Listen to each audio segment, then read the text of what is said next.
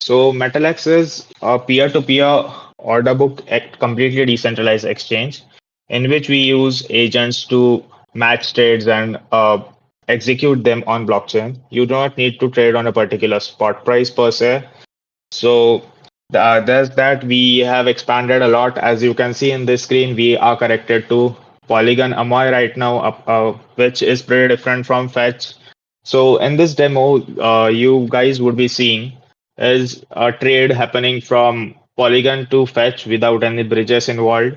So this is a pretty significant step in our entire development process, which we are extremely excited to show you guys.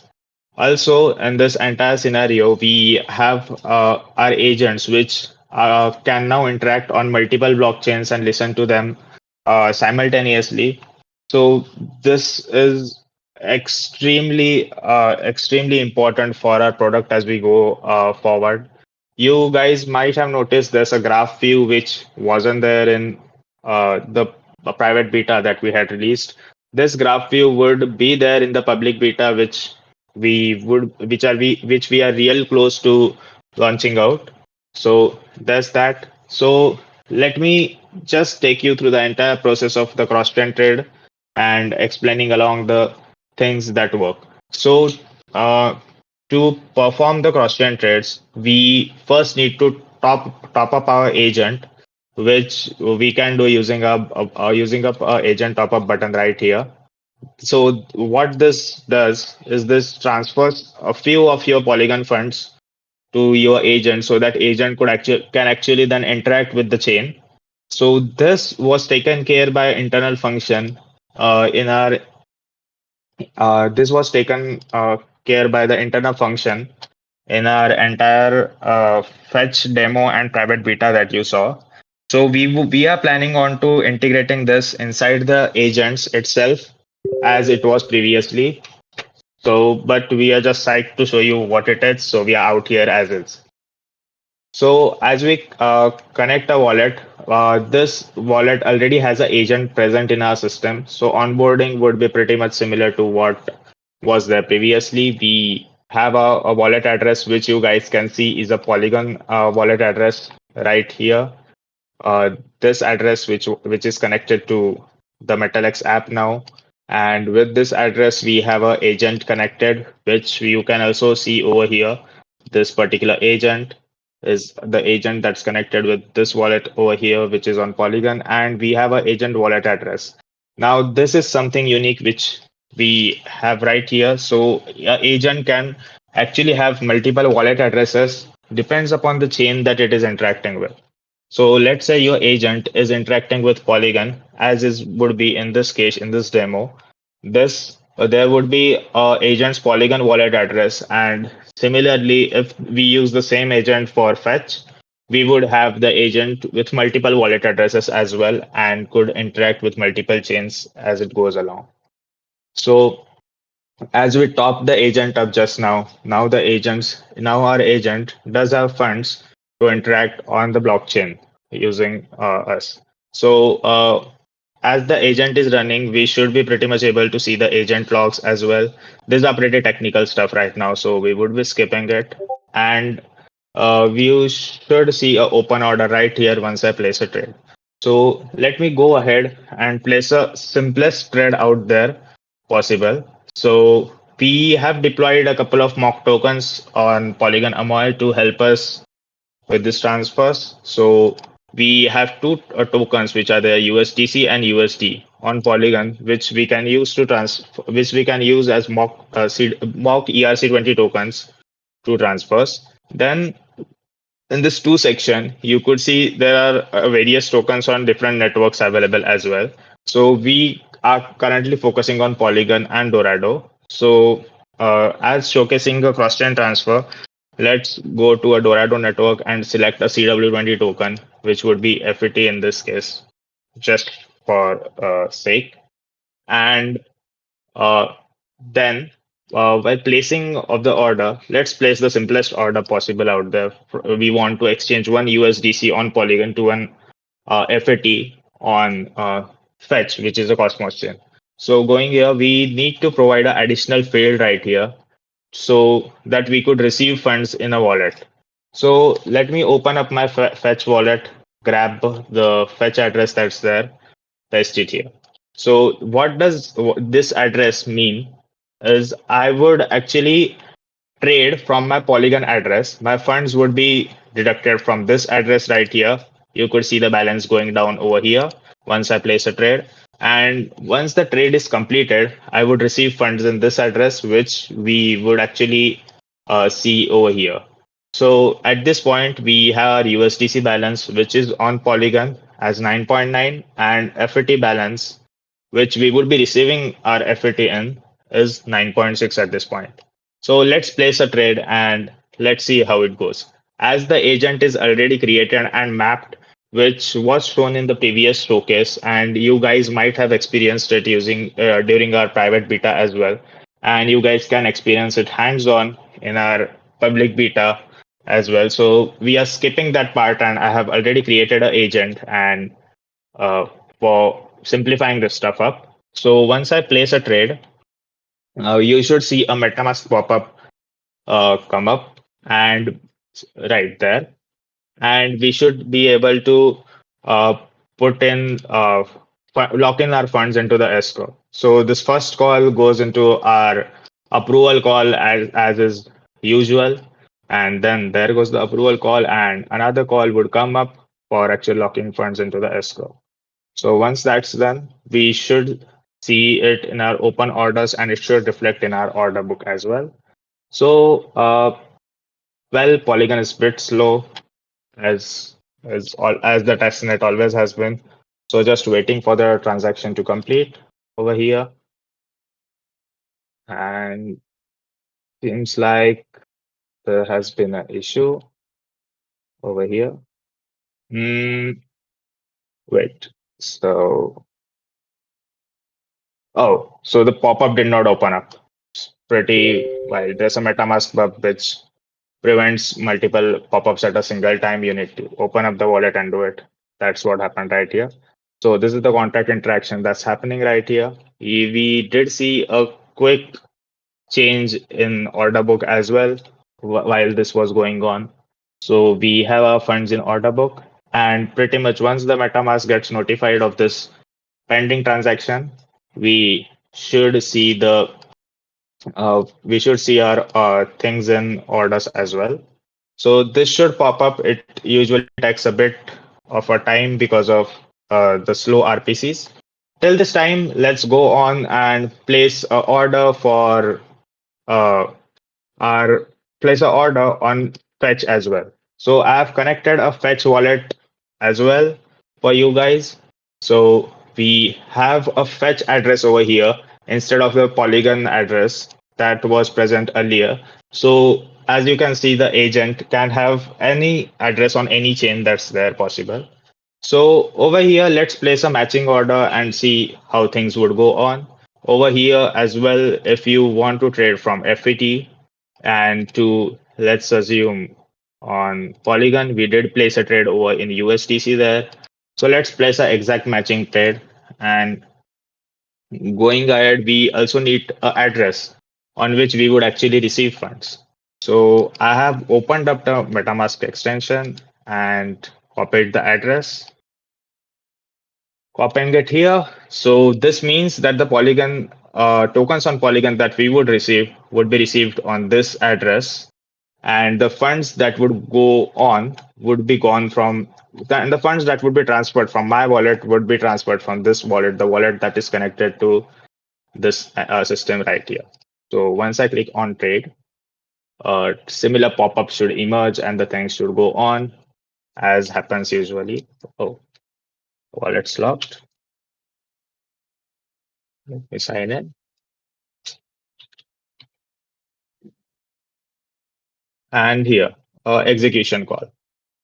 So once I approve it, the funds would get locked similarly the way they happened on Polygon, and the things should go ahead.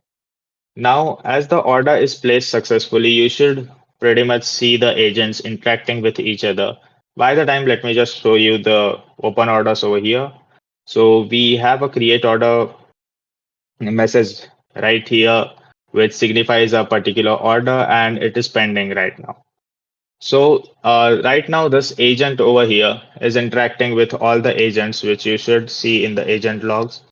So this particular event has been captured, order has been added successfully to the order book over here, and over here, sorry, my bad. And then the queue size has been updated. This agent would start looking onto the other agents pretty soon and should perform a cross-chain trade. So as you see, we did see that the agent is ready to perform a cross-chain trade with a particular agent, and oh, the trade just got completed. So we do have a completed trade right over here. So this means that the funds have been transferred to our MetaMask wallet. So right here, we do see two USDCs pop up from one USDC that was there before. So the funds are actually being received on this wallet right here, which we place over here. And similarly, if we go to this thing, we should see the balances update in the fetch wallet as well. So once we go here, it's 10.6 now, which previously was 9.6. The balance has been reduced here from 9.9 to 8.9. And over here as well, the Fed balance has been reduced. So this is the process the entire our entire cross-chain trade works. They are extremely simple to trade with. They are extremely easy for you to operate with. We don't want our users to go ahead and have 10 different things to interact with and then proceed with the trade. We just want them to simply place the tokens that you want to sell, the tokens that they want to receive, and the wallet that they want to receive those tokens in. And that's it. That's the entire brief demonstration of how the entire things would work in a cross-chain system. Now, over here in the graph, you should see the price reflect as well. So, as we see, there are just two trades right now because the one trade was performed just before this call as a quick demo, and there was a trade right over here in front of your eyes. So, as you see, this graph has been dynamically increased from one state point to two, and we should see this graph expand entirely as the number of trades in the entire system increases. So this graph is a feature that you guys should be able to actually play with in the public beta, which we are extremely close to launching. We had a few hiccups on the technical side, but we have resolved them all well.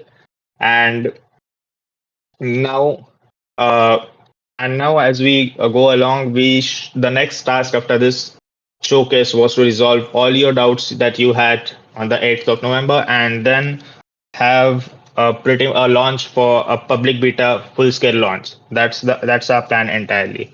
Now, as we go along here, let me also explain to you in a bit detail on technical side how we are achieving these things.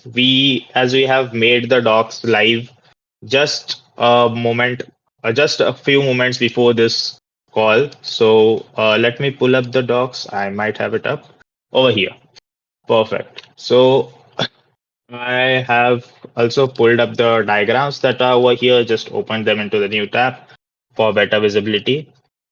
So this is how our entire flow for our agents and executing trades on multiple blockchains look like. So there are agents, which is the central core component of the entire system. And as the agent matches, the agents then locks the funds inside itself, locks the order inside itself while not locking the funds on escrow at this point, just to make sure that there's no that a single agent does not interact with multiple agents and releases the same funds to multiple orders, just to avoid double spending of funds from the escrow. That is why we lock the orders in the funds and orders in agents, and the acknowledgement is sent over to the both of them. They verify the acknowledgement, look at each other's balances. If the balances are actually there to perform the trades, lock the funds, perform the trades from the agent's point of perspective. These are the funds that we top the agent up with initially. as I showed you guys. Then the agents would independently proceed to log the order, point number 4, to the individual escrows. And these escrows uh, have the actual funds that we initially put in while creation of order. So agent 1 locking the funds in escrow means that the user cannot withdraw the funds out before the transfer has been done or perform any other transaction than transferring of the funds for a particular period of time. Now, once this lock has been performed, the locked transactions are exchanged between the agents just to make sure that an agent one is not faking a locking of funds to agent two. Now, once the funds are locked, both the agents verify them, and after verification, they go ahead and perform a transfer funds order onto their escrows as mentioned in point number 7. Once this is done on both the escrows, the once this is done by an agent on its escrow, this escrow would then basically release funds to the opposing user, the receive address that we put in over here. And similarly, this agent performs a transfer funds action on this escrow, and the opposing user receives funds. So this entire process is being performed behind the scenes that you just saw. And a similar case, there is of course need of a fail-safe mechanism when, in case of agent stops before transfer of funds to agent, locks the funds but does not perform a transfer of funds further. Let's suppose that's the case. In that case, we do have a fail-safe mechanism. If agent 2 does not receive funds within a particular time frame, the agent can then pull funds onto the opposing escrow and get its own funds. So in this scenario, if let's suppose agent fails to perform the transfer of funds action, the agent can order a pull funds order onto the escrow, and then the funds are being transferred. So this is a brief overview of how architecture is. For the technical guys out here, I would definitely would want you to go through this architecture. It's you would love the intricacies in this. So this was a quick overview of the architecture and docs that we pull up live. So you could actually go ahead and see the docs in docs / cross-chain architecture right over here, and you could go ahead and give a read on how exactly the things work. So going ahead, this was a short demo of how agents actually work on multiple chains. So going ahead, it's pretty much easy for us with this foundation to add in as much EVM and Cosmos chains as we would want. We could, I mean, of course, after testing this, releasing out privately, releasing out publicly, it's it's pretty much easy to add in, let's say, Ethereum or any other EVM based chains, and similarly goes for Cosmos based chains. That is the reason we initially focused on one Cosmos based chain and one EVM based chain for transfers. This unlocks a lot of doors. I would also want you guys to know that we are, as we speak, we are also working simultaneously on adding the same features on Solana as well. So the entire flow is pretty much, these are the building blocks that pretty much on which the entire Metalex system is built upon. So, apart from this, as you might have known, we are also working on options which we would like to integrate once this is done. So, the order of the events that you guys would be looking forward to is, from technical perspective, is having a public beta live, and pretty soon have a private beta for cross-chain things as well, and having a public beta with cross-chain things soon. And we would be looking for mainnet as we go along the route as well. So these are the things. that I wanted to show you guys from a technical point of view and a technical perspective that was happening. And I hope you guys are as excited as we are for developing MetalX. Off to you, Monish, again. Thank you, guys.